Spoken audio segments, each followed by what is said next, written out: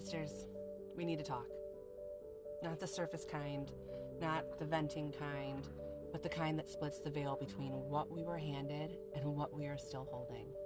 Because somewhere along the line, we stopped trusting the masculine. Not just men, but masculinity itself, the structure, the strength, the steady.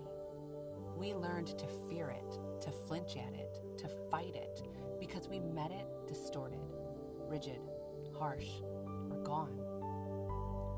We saw the masculine distort itself, sometimes as control, sometimes as absence, sometimes as a voice that yelled, and sometimes as one that never came at all.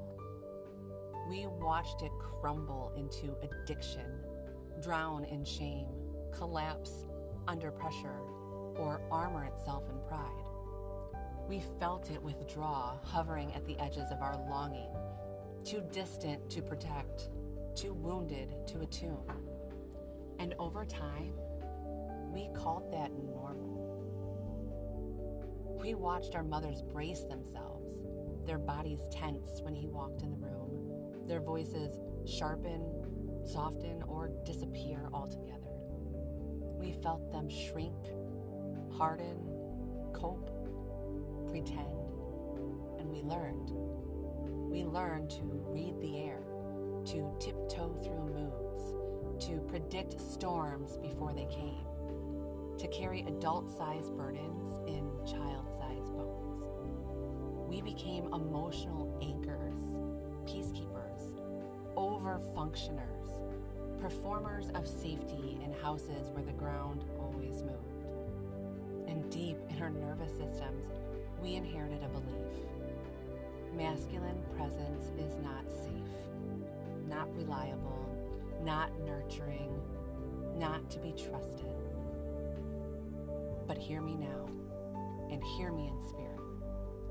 The masculine is not the enemy. It is the unhealed masculine that wounds, and not just in them, but in us.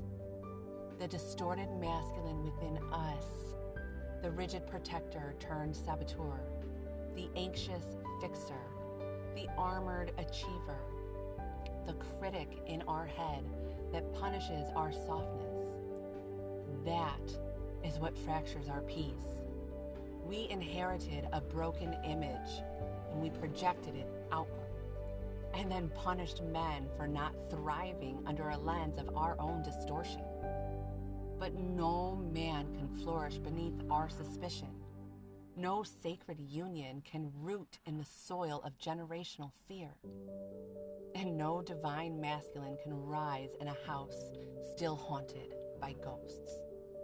So yes, we must do better. Not just for our lovers, not just for our sons, but for the inner masculine we've been at war with too. The Spirit never split them.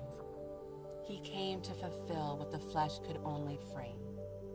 The law was not a curse. It was a container, a form awaiting the breath. Even Yahweh, was not wrathful without reason. He was order holding chaos back until the time of grace could be born. He was justice inscribed in stone, waiting for the day when love would walk among us in the softness of a servant's robe. The problem was never strength. The problem was when strength was severed from spirit. So let Christ be your model. Let him show you what masculinity looks like when it's whole. Because the Father you crave was never just in the thunder of the flame. He was the man who wept. He was the one who stayed. He was the Word made flesh, not to dominate, but to dwell. So we must rewire, repattern, repent, not in shame, but in sovereignty. We must stop projecting our history onto our husbands, punishing the present for the past, confusing testing with truth and control with connection. We must forgive our mothers for their fear, and our fathers for their absence, and ourselves for surviving however we had to. But we don't stop there. We rebuild, we relearn, we rise. We choose to believe that masculinity can be safe again, strong and sacred, firm and faithful, protective, not possessive, structured, not suppressive, accountable, not absent. We choose to reintroduce the masculine to our nervous systems as something to receive, not chase, not fear, not fight.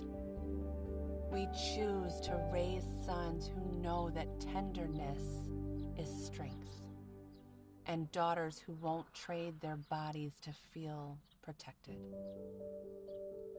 We choose to let the masculine return to its post, not to dominate, but to defend, not to control, but to contain, so our river can finally run free without flooding the field.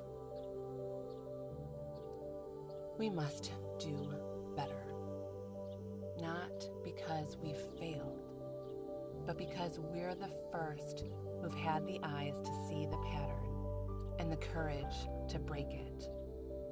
We are not here to punish the masculine. We are here to redeem it. And it begins with us. Be loved and be loved.